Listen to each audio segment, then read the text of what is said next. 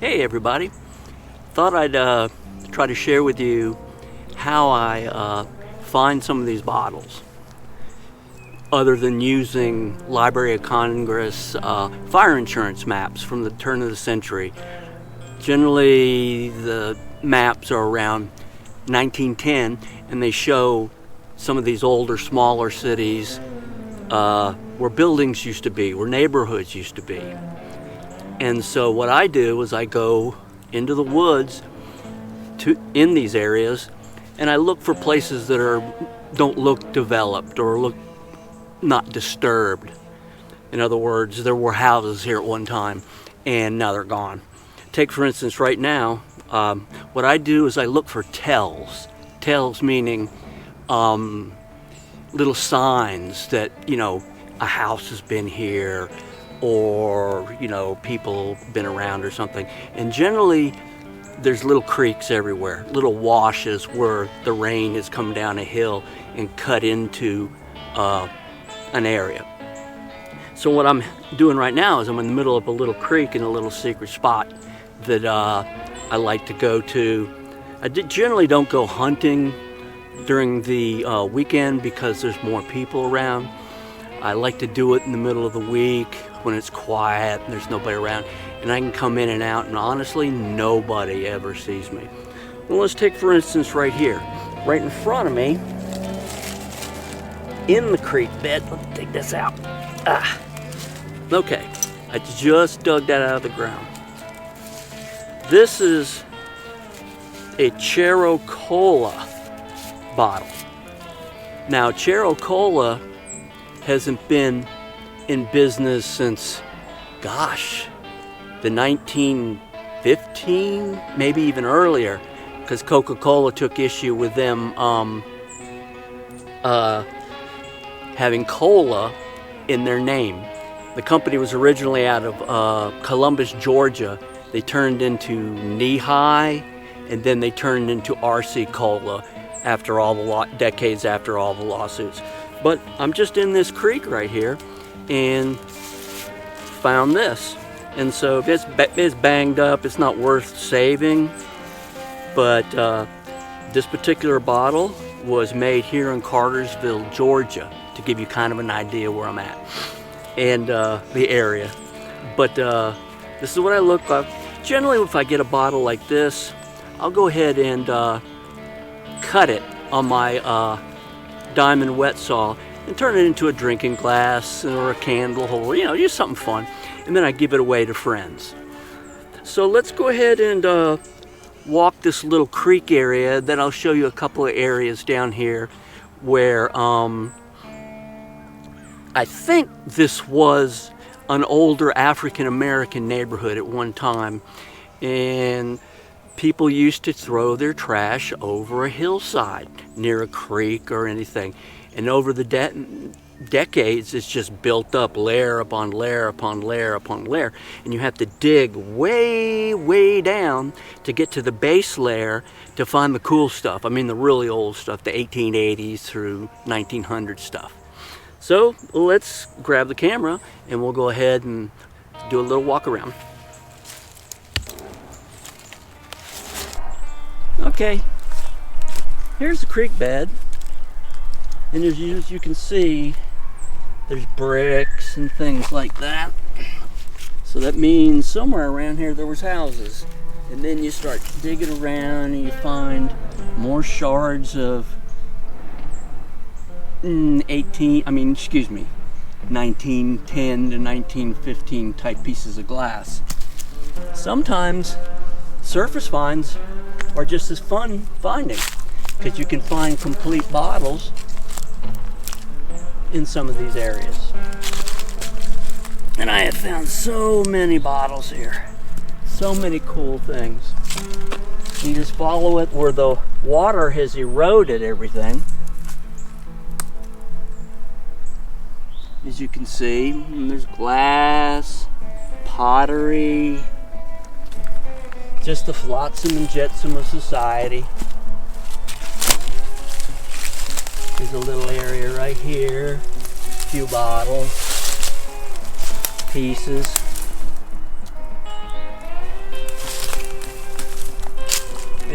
got to be kind of ready to go off-roading, basically, because you're going to be in the woods, in the briars and everything else, because you got to work for these bottles, because there's other people that like actually do this for a living, you know. You look for things like this color. I found many cool blue bottles.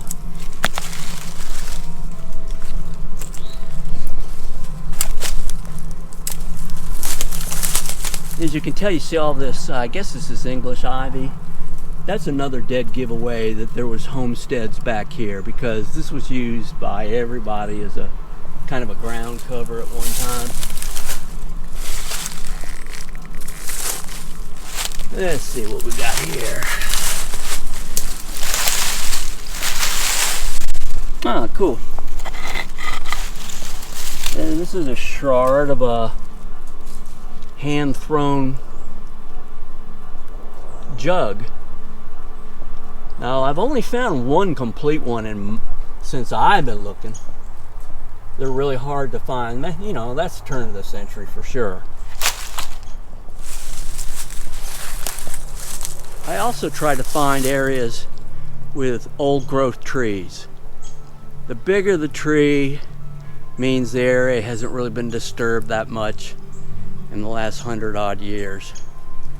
Now, I've dug this area that I'm walking to before many times.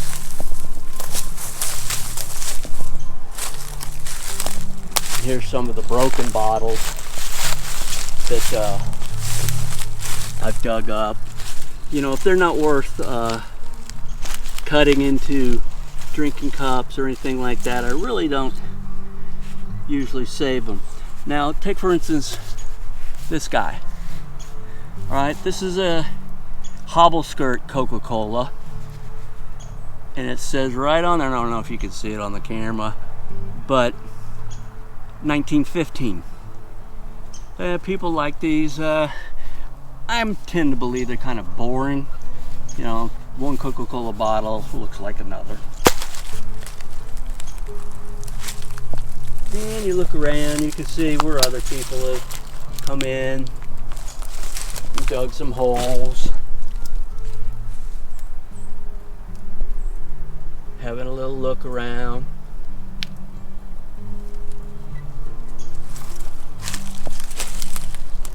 Some milk glass. Those are cool. I kind of like those actually.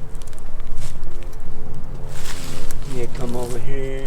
It's interesting. I like the history more than I actually do the physical bottle. You know, to me, they're not rare. You know, it's the hunt and the find, the rush, the physical activity that you go through to go ahead and dig to find the things, and also the research you do to find the things. You'll see here, okay, we'll go into this hole. There's all kinds of glass.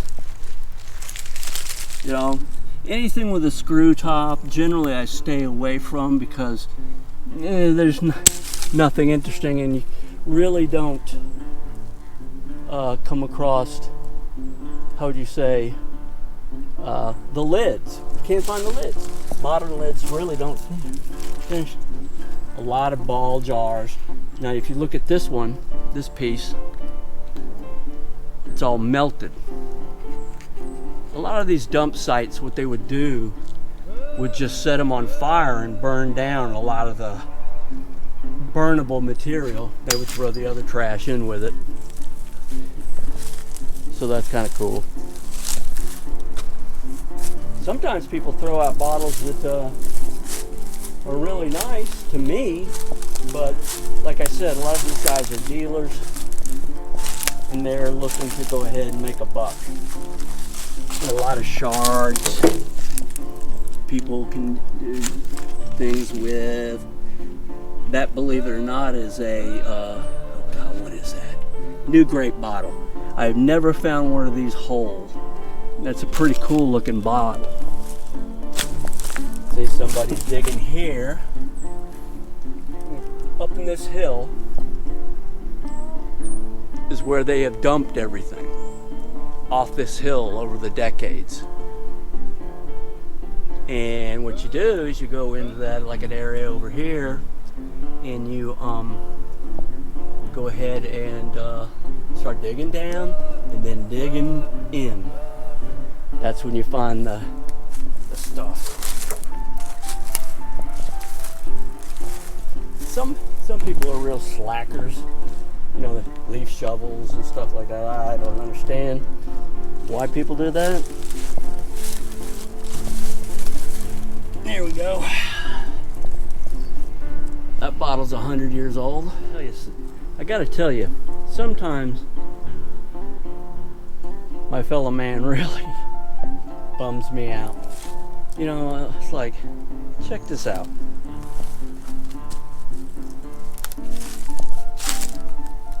Just trash everywhere. But when the rain comes through, sometimes it washes little goodies down into the little creek. So what we'll do is we'll walk down here and see if we can find anything.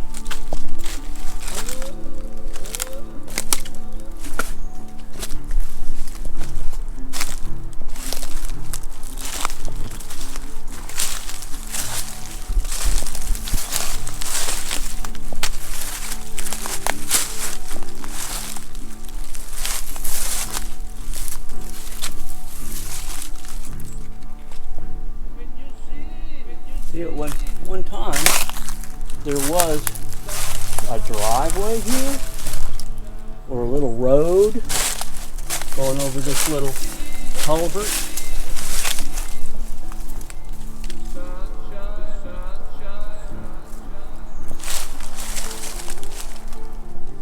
Okay, where the rain is washed through here on this little area, there's a lot of little shards of glass all in this area.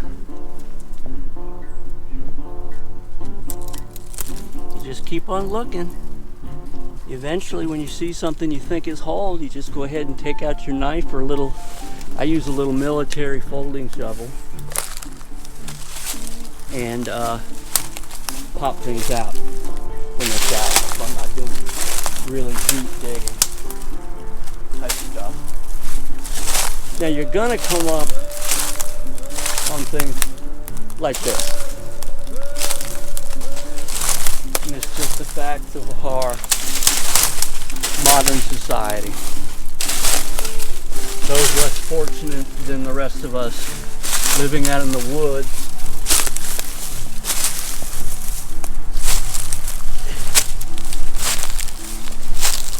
it's just kind of sad. But the thing is, in all honesty, I've never had a problem with anybody messing with me.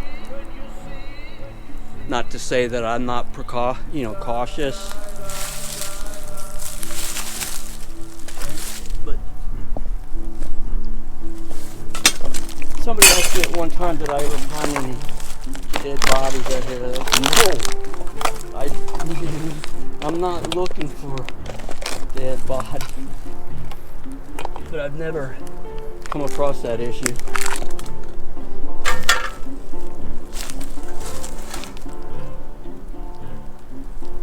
Okay, let's go ahead and go over where I'm gonna see if I can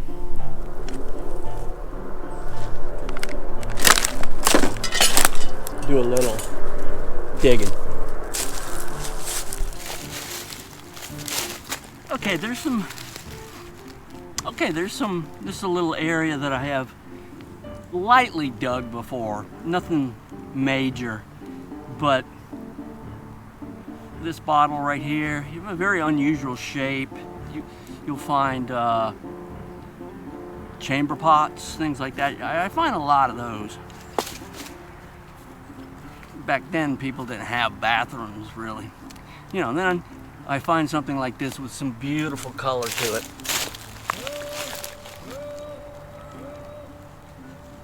And I wish I could find that hole, because that setting on a shelf is really pretty. And then here's a turn of the, I'd say 1915 bottle, the bottom of it. And as you can see, the marking that says Cartersville. And so what I'm going to do, I'm going to take my backpack off, and I'm going to go ahead and rake some leaves back in this area, because this is the oldest part of the dump. You know, it's not really built up.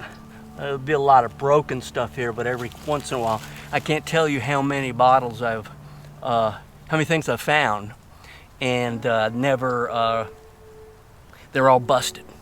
So for every really cool find I get, I go through 500 busted bottles. But you know, like I said, it's the rush and the hunt that keeps it fun. Okay, so let's work on this. I'll take my backpack off and we'll go ahead and, oh, by the way, always wear gloves. You got to. Take it from me. I've been cut so many times, it's unbelievable. So let's go ahead and do this.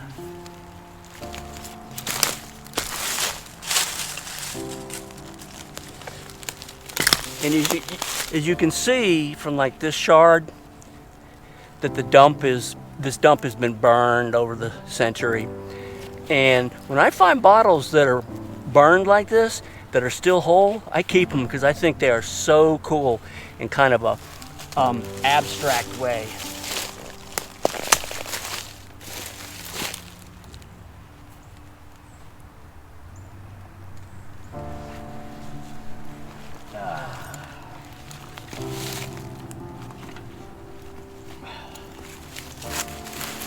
I try to travel light because sometimes I'm doing this and I carry way too many bottles out. I beat myself up. This is one of my main tools. It's just a little foldable military shovel. I use this because it's kind of multifaceted in use. Move this little thing here and you can turn it like that, and then lock it back up, and it becomes kind of a rakish pick. And this time of the year, the ground's real soft when it's not frozen, so this comes in handy. Then of course my trusty knife, I keep that with me more for protection, you know, than anything else, because if I run into somebody that's a total idiot, well, then you know, they're gonna lose. Then I bring some rags so that I can wrap my finds up so I don't smack the bottles together, because they'll bruise easily because they've been in the ground for so long. The pressure has really done something to the glass, and so you have to let them come up to air temperature or they can shatter, and you get little bruises, like little fisheye bruises all over them. So you use this type stuff. Then I have, this is my favorite little thing, this little spade, hoe, pick, whatever, because I can get into the soil, but I can also rake through it, because you're going to find a lot of little things. You're going to find like stoppers. They're real hard to find, but you know, when you find a cool bottle, you want to get a period stopper for it. At least I do. And then of course, something to either kneel on or sit on. I'm real bad about just going out there balls to the wall and, you know, getting in the mud and not caring. And I pay for it. I can't tell you how many chiggers, how many cuts, bruises I've had, but still fun.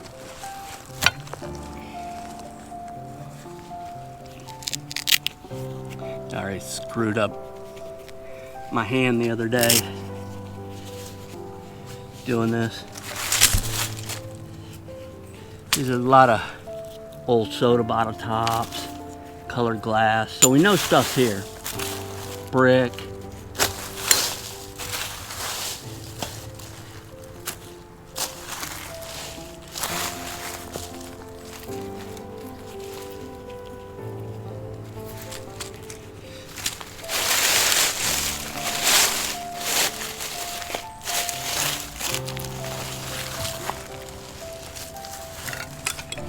Okay, I'm gonna switch this back to shovel mode.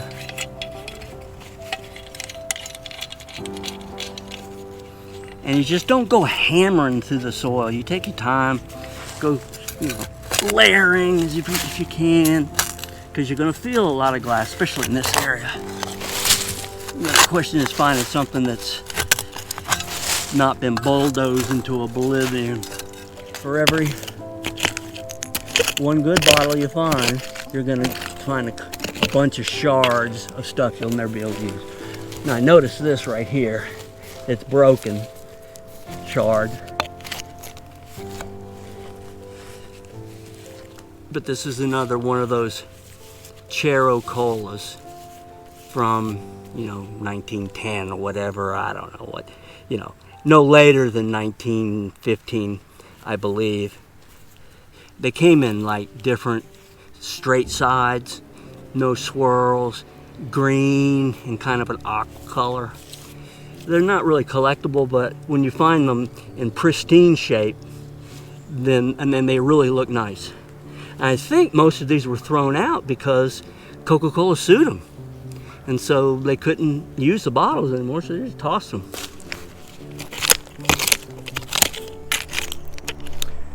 I'm not really finding much around here, so I'm gonna go ahead and take y'all on a little bit of a creek walk. There's a creek down by the railroad tracks where I'm near, and we'll see if maybe something washed out from the banks or something into the creek. See if I can get access to it, because the last time I was down here I had to walk like a mile that way to find entrance into the creek area. So let's go bushwhacking. Wow.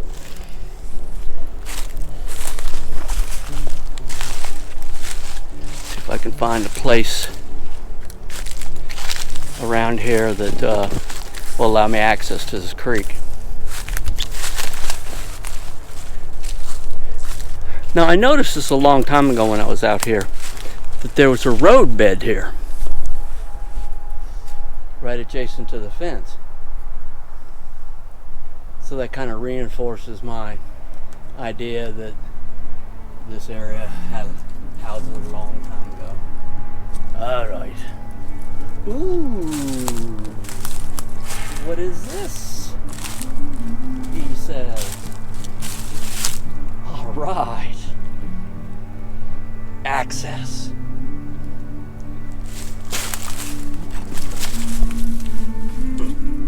Set the camera here.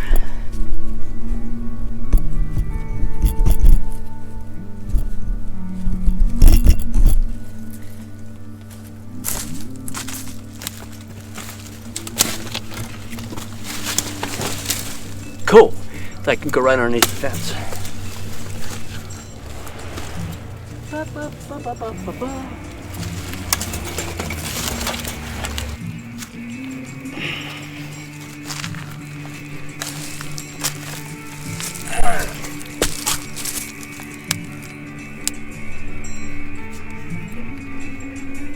As we're near the railroad track, I find a lot of these. Some of them are complete. They're screwed onto little wooden pegs. Basically, these were the telegraph insulators that you would find on poles next to the old railroad tracks. I have found, gosh, like 30 of them. Now, I find a lot of clear ones, but I really like the colored ones. You put a light underneath them or a little LED light in them and they just pop. It's fun.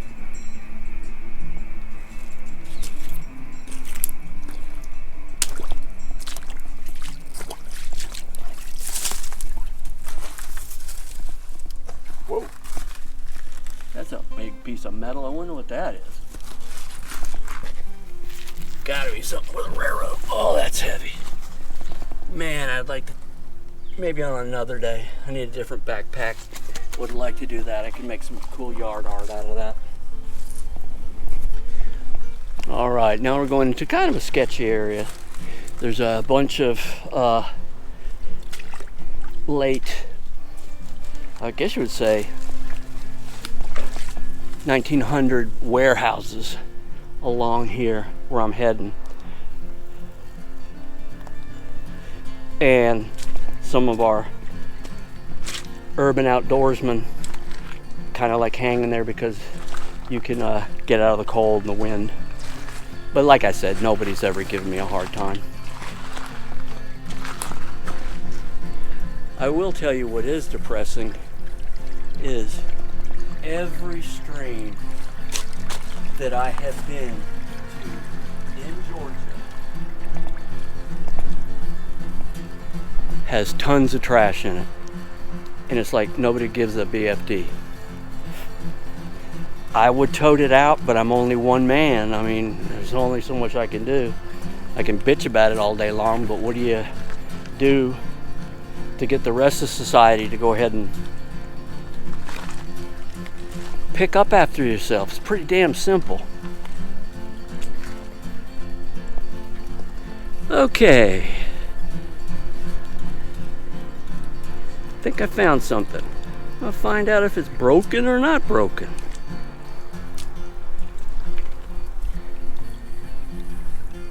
Might not be broken. Oh yeah, oh yeah, oh yeah. Here, let me rinse it off.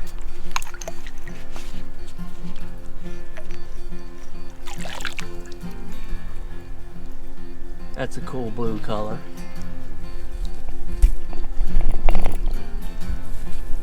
Now I have, like I said, I have a ton of these, but they were for telegraph wires. That's how the trains kept time, is they could go ahead and telegraph ahead to the next depot or whatever. And it was also for signal control. But this is a nice one. This would clean up really nice. It's got some chips in it. But I mean, when you're this old and you've been in a creek for that long, I'm surprised it even survived. And there's much more other little pieces in here too.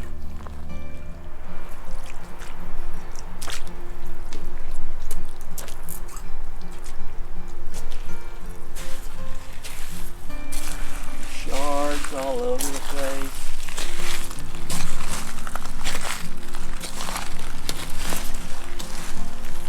Brick.